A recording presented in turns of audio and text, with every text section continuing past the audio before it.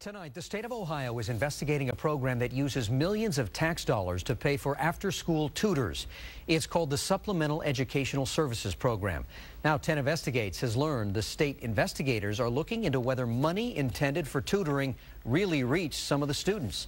Investigative reporter Paul Aker is live in the newsroom with this story tonight. Paul? That's right. 10 Investigates has learned Columbus City Schools has now terminated or suspended 21 providers within the past year. The reasons vary from failing to do proper background checks to outright fraud. And now we've learned state investigators are getting close to releasing important findings about problems with the system. It's a program that's supposed to put kids in seats like these after school. The federal government is pouring millions of dollars into local school districts for tutoring. But not all of that money seems to be getting to the students. If it's not going to the students, where's the money really going? I think it's going into the pockets of the providers.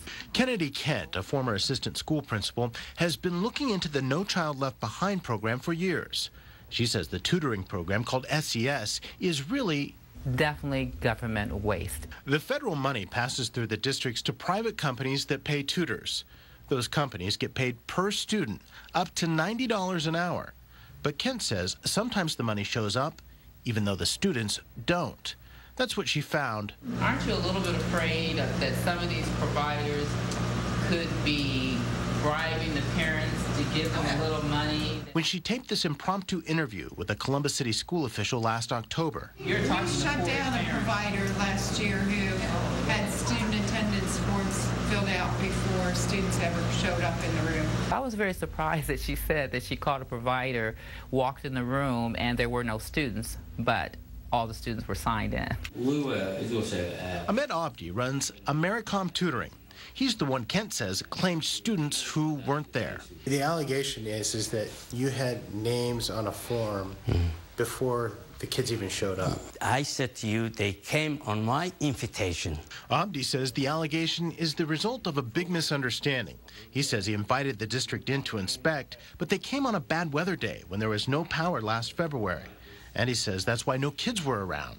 Still, Columbus City Schools sent him this letter terminating his services because of falsification of forms.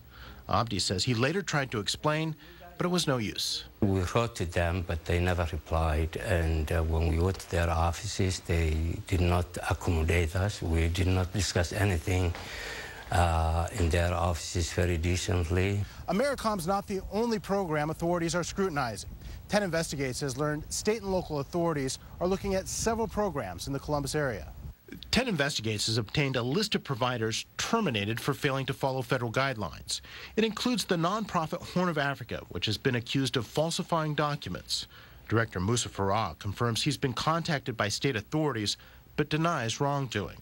Other providers work out of locked buildings with unusual hours and phones with numbers that are no longer in service.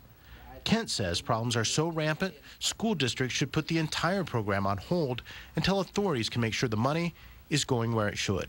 I really urge the Columbus Board of Education to not do this program this year. A spokesman for the Columbus City Schools District says the school district can't suspend the program because it's federally required.